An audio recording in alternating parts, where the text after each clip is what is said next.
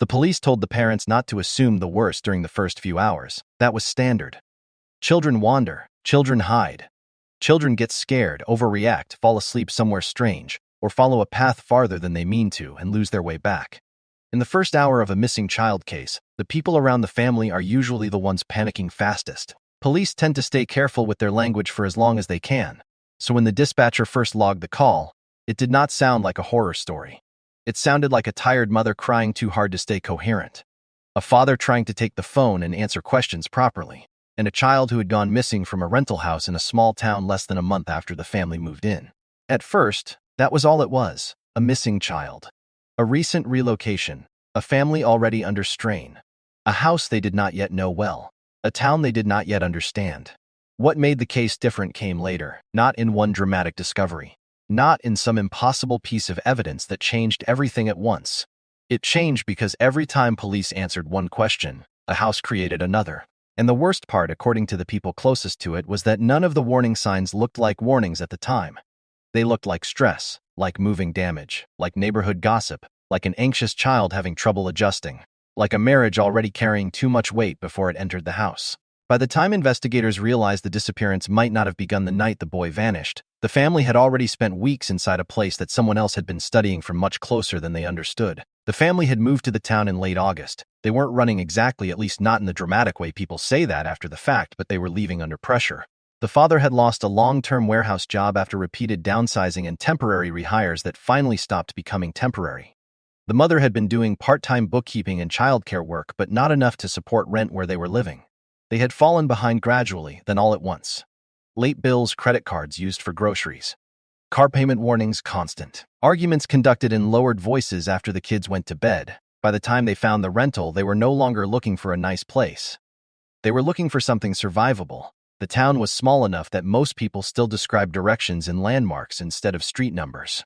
One gas station, one grocery store, a pharmacy, a diner that closed early except on Fridays, a hardware store, a church with a signboard out front that got updated more regularly than some of the town ordinances. There were maybe 3 roads in and out that mattered, plus farm lanes and county routes branching away into woods and older properties that had been divided, sold, inherited, abandoned, and reoccupied so many times that maps stopped being emotionally accurate, even when they were technically correct. The rental house sat at the edge of town on a quiet road where the homes were spaced farther apart than they were in the center. Not isolated enough to feel remote in daylight, but separate enough that at night the dark between houses felt heavier than it should have. It was a 2-story place with faded siding, a narrow front porch, and an unfinished basement accessible from the kitchen.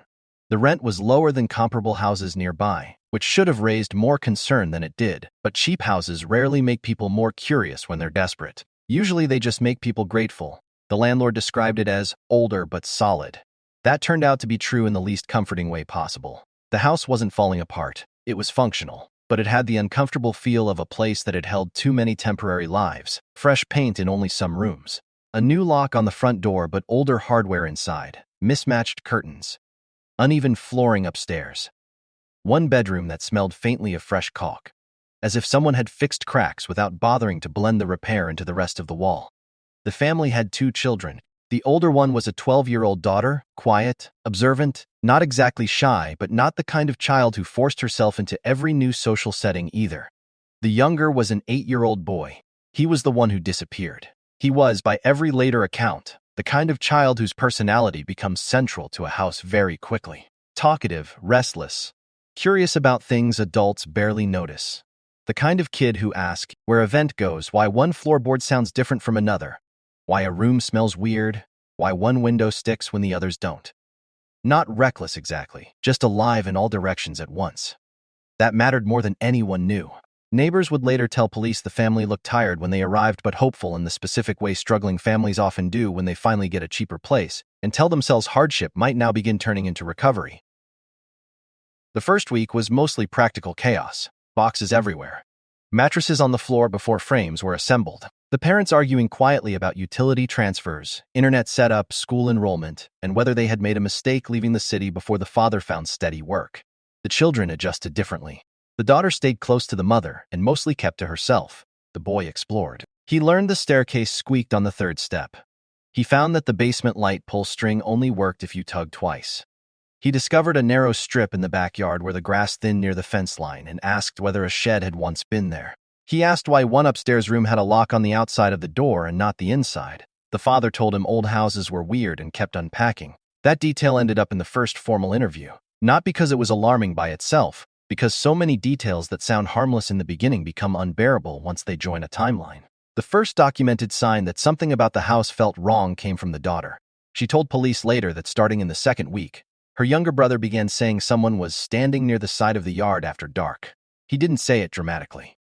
He didn't scream or cry when he said it. He treated it the way children sometimes treat unsettling things. Half complaint, half observation, expecting adults to absorb and fix what they themselves have not yet framed as danger.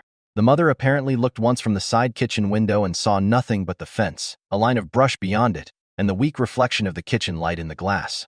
The father told the boy to stop trying to scare his sister. That could have ended there, and in most families under relocation stress it probably would have. But then the boy started sleeping poorly. He asked for the hallway light to stay on.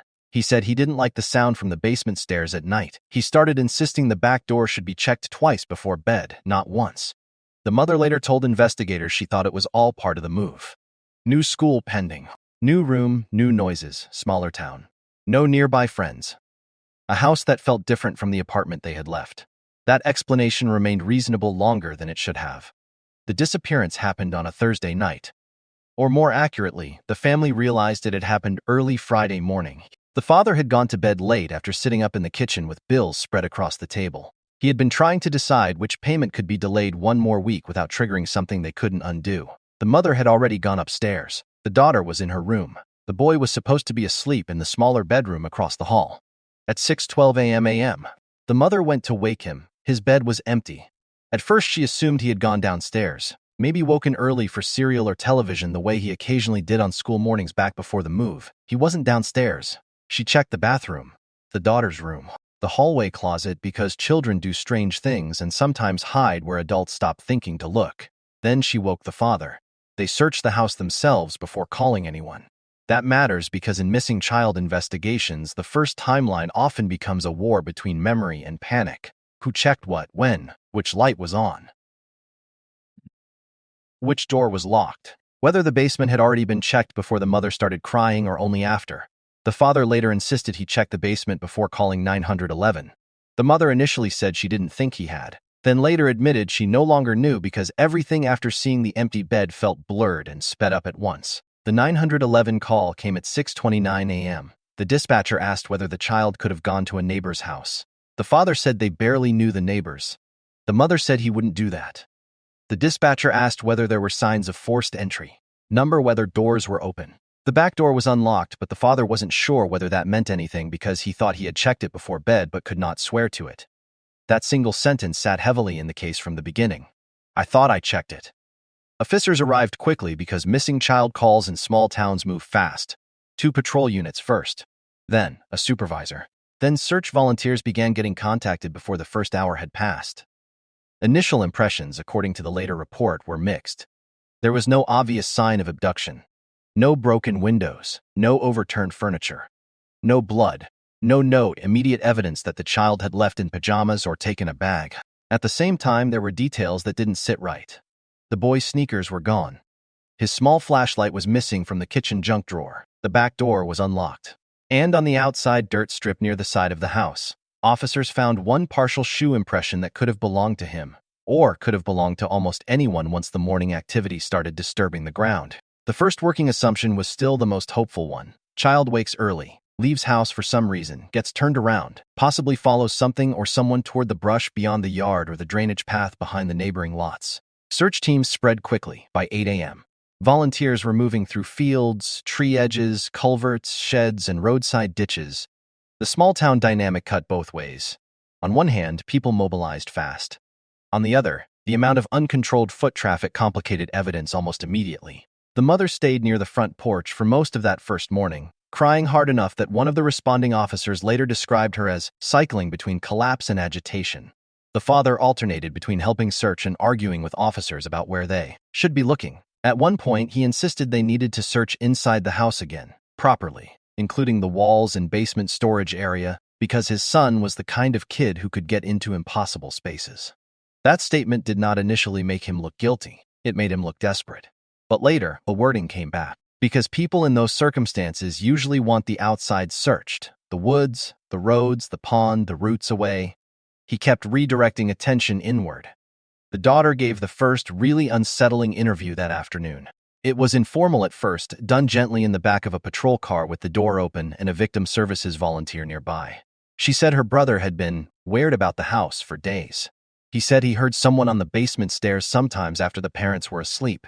He said he had seen a person in the yard once near the fence. He said somebody had tapped twice on his bedroom wall one night, and when he tapped back, it stopped. The officer asked whether she had heard any of that herself. She said no. Then she hesitated and added that the night before he disappeared, he asked if she could switch rooms with him because he didn't like the closet side. That phrase ended up repeated in multiple reports, the closet side. At first, police assumed the child meant the side of the room where the closet sat. Perfectly normal child language, nothing more. But language in investigations hardens over time. A casual phrase becomes an anchor, something people return to once they realize they missed its meaning on first hearing. By the end of day one, there was still no child. Search teams expanded outward. Dogs were brought in. The dogs showed early interest near the side yard and back property line but failed to produce a strong continuous track. That could mean many things. Contaminated ground, weather, too much activity, delayed deployment. It was not decisive. The house was treated as both residence and potential scene. That's where the atmosphere inside the family began to change. Before the police involved specialists, the house still belonged emotionally to the parents. After specialists entered, photographed, bagged, measured, and logged, the house began becoming something else. An investigator noticed small scratch marks low on the exterior frame of the back door. Possibly old, possibly animal damage. Possibly tool marks. Too faint to mean much alone. Another logged that one basement window could be opened from outside, if the latch had not been fully set. The father insisted he had never used that window. The mother said she didn't even know it opened. Meanwhile, officers trying to build a clean timeline kept tripping over the family's stress-fractured memory. What time had the father gone to bed? He said after midnight, maybe 12:30 p.m. The mother thought closer to 1. Did he check the back door after finishing at the kitchen table? He believed so. Did anyone hear the boy get up? Number was the flashlight definitely in the drawer the night before. The daughter thought she saw it after dinner. The mother wasn't sure. The father said he never noticed it one way or the other. This is where real investigations get ugly in ways fiction often skips. Not because police are incompetent, because memory under pressure is damaged material. Families want clean timelines. Police need them, trauma resists them. On the second day, neighborhood rumor started doing what it always does in small places. Someone said the previous tenants had left suddenly. Someone else said the house had been empty for nearly a year because something happened there. Another person claimed there had been an older boy missing from that road in the early 2000s. Then someone attached a different address to the same rumor. Then another neighbor insisted the property line behind the house connected to an overgrown service lane locals had warned kids about for years. Most of this was noise, but not all of it. A detective assigned to the case started pulling older property and incident records, not because he believed in local lore, but because frightened communities sometimes protect truth inside exaggeration. The house had indeed changed tenants frequently. There had been complaints over the years. Noise, neglect. One domestic disturbance. A welfare check on an elderly renter who turned out to be fine. Nothing dramatic enough to define the place, but there were two details that stood out. Roughly 11 years earlier, a woman had reported that her 9-year-old son briefly disappeared from the same property for almost 3 hours before being found in woods beyond a neighboring lot. He was dehydrated, scratched, and disoriented. At the time, the case was treated as a runaway wandering incident complicated by family instability. The boy reportedly told a deputy that he had followed the light behind the house. No one knew what that meant. The child later recanted, or changed the story enough times that it was never considered reliable. Then, 6 years after that, a teenage girl living temporarily in the house with an aunt had reported hearing someone outside her window for multiple nights. An officer responded once, found no one, and the family moved out within 2 months again. Not enough for a pattern, but enough for a detective to stop treating the current case as completely isolated. By day 3, the search radius widened and the parents started breaking in opposite directions emotionally. The mother became quieter, shock settling into a kind of exhausted obedience. She answered questions, repeated the same descriptions, folded and unfolded tissues until they tore. At one point, she asked an officer whether they thought he was cold if he was still outside, and the officer later wrote that he had no useful answer. The father became angrier. Not theatrical anger, frightened, defensive anger. He snapped at volunteers for walking through the kitchen. He argued with police about the timeline language in the initial report. He insisted they needed to tear into the wall behind his son's closet because the room sounds wrong. That specific demand made investigators pay closer attention for two reasons. First, panicked parents focus strangely, and you don't always ignore unusual fixations. Second, when a person repeatedly directs attention to a specific hidden space, you document why. The child's room was re-examined. At first glance, it was ordinary in the sad way children's rooms become after a disappearance. Blanket kicked half off the bed, small socks on the floor, cardboard moving boxes still not fully unpacked, action figures on the windowsill, tape marks where posters had been put up but not pressed down properly. The closet wall was tapped, measured, photographed. There was a tonal difference over one section, but houses with partial repairs often produce tonal differences everywhere. The investigator noted that a portion near the baseboard seemed newer than the rest, but that could easily have been old drywall work from water damage or patching. No immediate opening was authorized. Not yet. That decision would haunt the case later. On the evening of day 3, a volunteer searcher found the boy's flashlight in weeds beyond the back fence. Not smashed, not buried, just lying there. The battery still worked. That should have narrowed things. Instead, it split the possibilities wider. If the child had gone outside voluntarily, the flashlight fit. If someone had taken him out, the flashlight still fit. If the flashlight had been planted later, that fit too. No prints of value were recovered. At that point, regional investigators joined, and the case formally shifted from urgent local search to a broader missing child investigation with potential criminal dimensions. That was also when someone finally pushed harder into the landlord's account. He had owned the property for several years but used a management intermediary for tenant turnover most of the time. He described the house as troublesome only in the normal way older rentals are troublesome: maintenance, vacancy gaps, occasional tenant damage, unpaid rent. He denied knowledge of any serious incidents tied to it. Then investigators asked about the partial wall repair in the child's room. He said it must have been from a previous plumbing issue or damage by an older tenant. When asked for the work order, he could not produce one. When asked who had done the repair, he gave two different names across 2 interviews. That did not make him the prime suspect. It made him part of the uncertainty. Then came the first major procedural break. A detective reviewing older records found that one of the maintenance men used for the property on and off years earlier had also worked for another landlord connected to a separate unresolved disappearance case involving a boy from a neighboring county. That earlier case had never produced charges. The child had vanished from a yard during a family gathering. No body found. No arrest. The maintenance worker had been interviewed back then only because he was known locally and had done odd jobs nearby. Nothing came of it. Now his name resurfaced. Not because there was proof, because he sat in the overlap between locations where children had gone missing or temporarily disappeared under odd circumstances.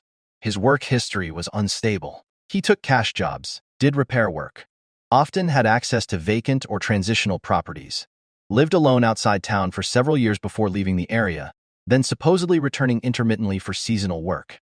Investigators tried to find him. He was not easy to locate. That changed the tone of the case immediately. Meanwhile, inside the family, the marriage began collapsing under the weight of guilt and suspicion. Police separated the parents repeatedly for interviews, which is standard. But standard procedure feels like accusation when your child is missing. The mother admitted they had been arguing the night before. About money, mostly. About whether moving had been a mistake. About the father still not having steady work lined up. About the children hearing too much. The father admitted he raised his voice. Denied anything physical. Denied drinking heavily that night, though he admitted having a couple beers after the children were upstairs. Detectives pushed on timelines, sounds, door checks, whether either parent could have slept through the child leaving. Then they pushed on the harder questions. Was the boy upset? Had he ever threatened to run away? Had either parent disciplined him harshly recently? Any injuries? Any reason to hide an accident? This is where real horror becomes almost unbearable, because even innocent parents begin sounding unstable under that kind of scrutiny. The mother second-guessed herself constantly. The father grew defensive. The daughter heard enough fragments to become frightened, not just that her brother was gone, but that the adults around her were beginning to fracture beyond repair. On day 5, cadaver dogs were brought through the house. That decision was not public at first. The dogs did not produce a decisive alert for remains, but one showed repeated interest around the basement stairwell and the lower wall behind the child's upstairs closet when brought through multiple times under controlled handling. That was enough to justify more invasive examination. When investigators opened the wall in the child's room, they did not find a hidden chamber. They found an older sealed access recess, small, narrow, not large enough to hide a person. Inside were insulation, dust, rodent debris, and one object that changed the case: a child's knit glove. Not the missing boy's. Too small and too old, weathered with age and dirt, but preserved enough in the enclosed space to remain identifiable as recent enough to matter within years, not decades. No parent in the current family recognized it. The landlord claimed no knowledge of it. Forensics could not immediately date it with precision, but it was clearly not part of the current occupancy. Now the house had gone from unsettling to evidentiary. The press got hold of part of the story soon after. Not the glove specifically at first. Just that investigators had reopened structural portions of the house in connection with the missing child case and were reviewing older incidents tied to the property. That was enough to trigger a flood of half-remembered community stories. A former bus driver called saying one child who used to live there had once asked not to be dropped off at the house if his mother was late. A retired deputy mentioned a complaint years back about footprints under a bedroom window. A woman who had babysat in the house maybe 15 years earlier said one of the children there refused to sleep in the back bedroom. Every old house in every small town collects stories like that. Most are meaningless. Investigators knew that. Still, now they had to sort rumor from relevance. The maintenance worker's name kept resurfacing. His connection to the property had been loose but real. He had done drywall patching there at least once, possibly twice. He had access during tenant turnover periods. He knew the basement layout. He knew which windows stuck. He knew the back of the property opened toward brush and a service cut where visibility from the road dropped off fast. When officers finally located him, he denied everything. He admitted working on the house years earlier. Admitted knowing the landlord. Admitted doing repairs between renters. Denied ever harming a child. Denied entering the property recently. Denied even being in town during the week of the disappearance. Then investigators found the first real crack. A witness from a gas station near the county road remembered him buying cigarettes and fuel the evening before the boy vanished. Not definitive, but enough to confront him with. He changed part of his timeline, said he had passed through town but did not stop at the rental. Said he sometimes parked near the service lane to drink because he did not want to be seen in town. That placed him closer, not farther. At the same time, digital forensics from the family's devices added another disturbing layer. The daughter had taken a photo in the backyard about a week before the disappearance. Mostly random. A picture of the dog from a neighboring house poking its nose under the fence line, sent to a friend because she thought it looked funny. When investigators enhanced the background, they found a partial figure shape beyond the fence in brush shadow. Not clear enough for identification. Possibly a person, possibly a trick of light and vegetation. Then they checked another image from the mother's phone. A casual moving day photo of the children carrying a lamb. Inside the front door. Across the road, in the reflection of a parked car window, there appeared to be a man standing partly obscured by a tree facing the house. Again, not proof. Again, enough to poison every earlier moment with the possibility of surveillance. The boy may have been right. Someone may indeed have been near the side of the yard. By week 2, the case had become something the town could not stop talking about. A family moved in under financial stress. A child vanished from a locked, or mostly locked, house. Old reports linked the property, however, loosely to earlier incidents. A former maintenance worker with overlapping access and a shifting timeline had reappeared in the frame, and the police still did not have the child. That last part is where public imagination starts doing dangerous work. People want a villain quickly. Police need evidence slowly. The father began looking worse publicly during this period. He spoke sharply to reporters. He made one ugly remark about idiots gossiping when they should be helping. Someone leaked that he and the mother had fought the night before the disappearance. People online did what they always do and mistook emotional imperfection for criminal clarity. Meanwhile, the mother gave one brief statement outside the sheriff's office that made the whole thing more painful. She said they came to town because they thought a smaller place would be safer for the children. Then she broke down before she could finish. That clip circulated everywhere. Investigators kept digging. Ground-penetrating survey around the basement and side yard found nothing conclusive. Drainage routes behind the house were opened and checked again. A pond on an adjacent property was dragged. No result. Then a forensic analyst returned to something seemingly minor. Repeated low-level scuffing on the basement stairs and one handrail section that had newer skin oil traces than the rest of the dust pattern suggested. The basement itself was unfinished. Concrete floor, shelving, old furnace, boxes left by former tenants and the landlord. Nothing cinematic, nothing secret. But the stairs mattered because the boy had reportedly complained about hearing someone there. Investigators reconstructed movement in the house as best they could. If someone entered through the basement window or side yard area, they could reach the basement stairs without immediately crossing open sight lines from the parents' bedroom.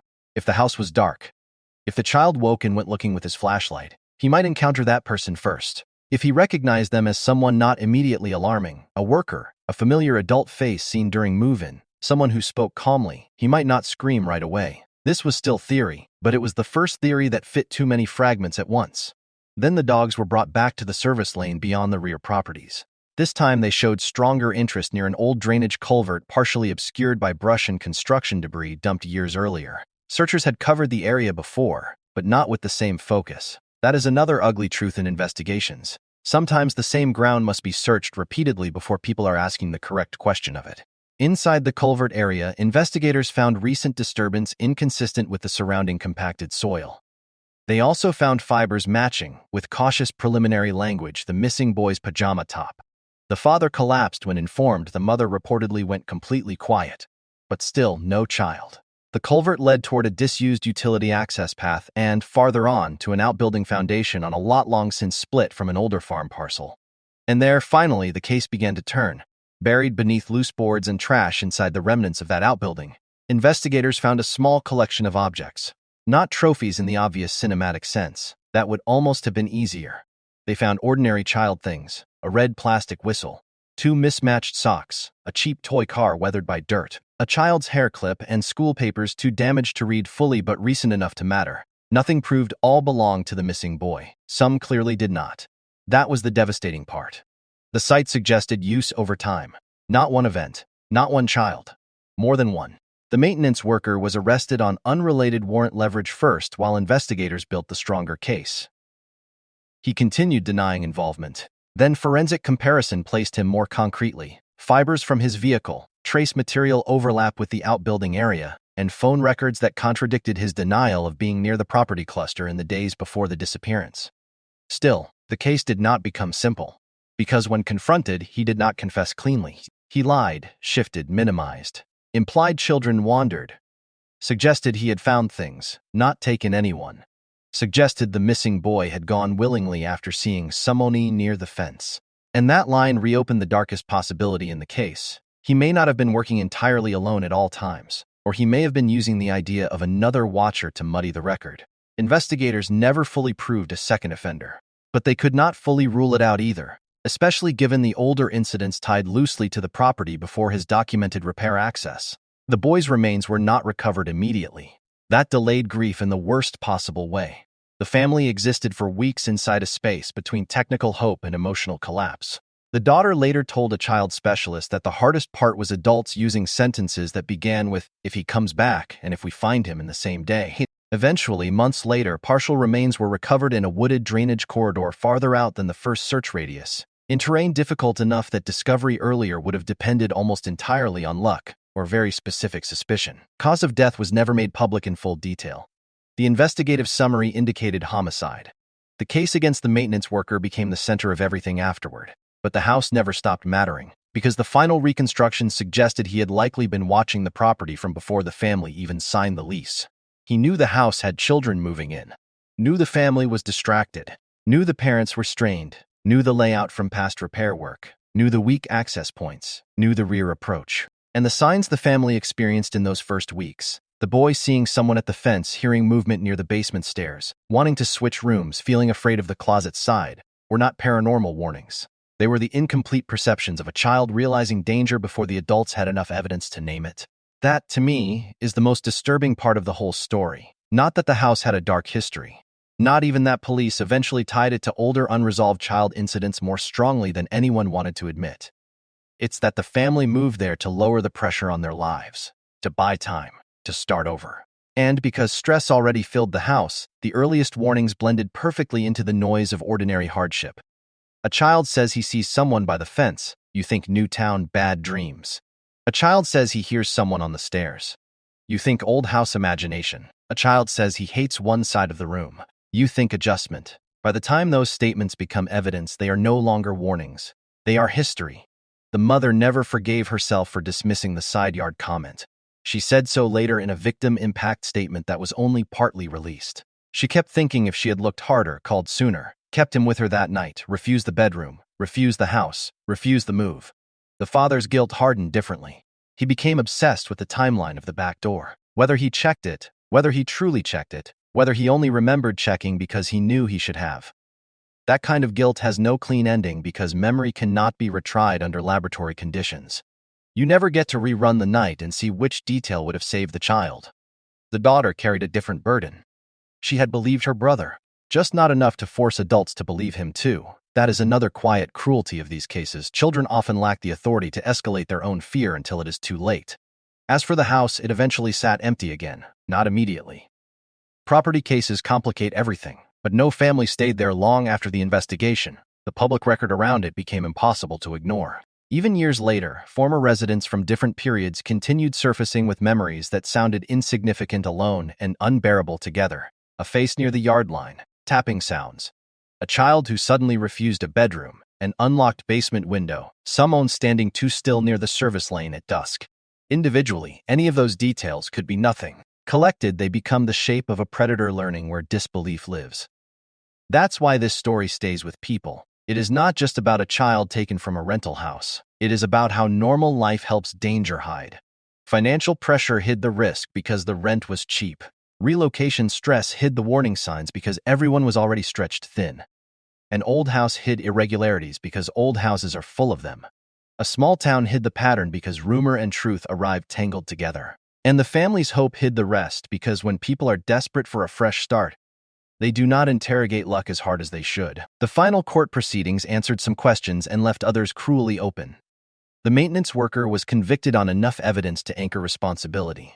Investigators publicly acknowledged credible links between his access to the property and prior unresolved incidents, though not all could be charged.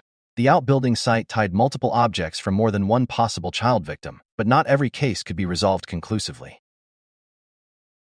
So even the ending refused to become tidy. The family got an answer, but not a clean one. The town got a culprit, but not full closure. And the house remained what it had become in the record, not cursed, not haunted, not supernatural. Just a place where vulnerability had been observed, studied, and used over time by someone patient enough to let ordinary life hide him until it was too late. That is the kind of horror that does not need embellishment. A family moves to a cheaper house because life has become unaffordable. An anxious child notices things adults dismiss. Police first treat the case like a possible wandering. Then they learn the house has older echoes. Then they find evidence not of mystery, but of repetition. And repetition is always worse. Because one terrible event can be called chance. A repeated one means someone learned how to do it. If you want the single image that best captures the whole case, it is not the search crews or the patrol lights or the interviews on the porch. It is the child's room, a new house. Unpacked boxes, a bed too small to hold the panic that came after. A wall that sounded slightly different if you tapped it. And a boy saying he did not like the closet side, while the adults around him, exhausted and desperate and trying so hard to hold their lives together, thought he was only struggling with the move. They moved there because the house was cheaper, that was all. Not because it felt special, not because they believed in signs. Just because they needed somewhere they could still afford. And in the end, that may be the most frightening part of all. That the thing that put them in that house was not bad judgment, but ordinary desperation.